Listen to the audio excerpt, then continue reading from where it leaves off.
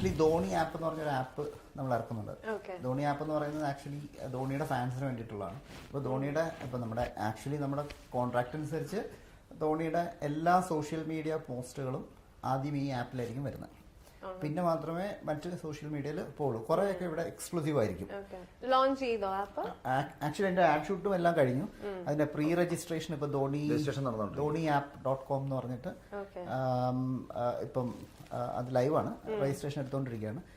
Feb 25 നമ്മൾ കേരളത്തിൽ നമുക്ക് ആവശ്യത്തിന് ഫാൻസ് ഇട്ടുവാണെങ്കിൽ കേരളത്തിൽ വെക്കാമെന്ന് നമ്മൾ ഒരു വർഷം പ്രോഗ്രാം. പക്ഷെ അതിപ്പോ ഇനിയിപ്പോ എവിടെയായിരിക്കും, ബോംബെയിലായിരിക്കുമോ ചെന്നൈയിലായിരിക്കുമോ കേരളത്തിലായിരിക്കുമോ എന്നുള്ളത് ഇനി ഫൈനലായിട്ടില്ല. ദുബായിൽ സാധ്യത കുറവാണ്. അപ്പം ഫാൻസ് എപ്പോഴും ഇന്ത്യയിലാണല്ലോ.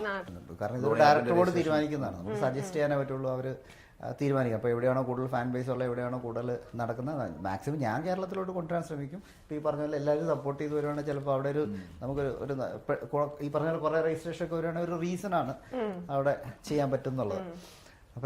അപ്പോൾ അത് ഫൈനലൈസ് ആയിട്ടില്ല എങ്കിലും ഡേറ്റ് ഏകദേശം ഫൈനലൈസ് ആയി. ഫെബ്രുവരി 25 ഇത് ഒഫീഷ്യലി ലോഞ്ച് ചെയ്യാനുള്ള ധോണി തന്നെ വന്നിട്ട് ചെയ്യാന്നുള്ള ഒരു രീതിയിലാണ് അത് പോകുന്നത്.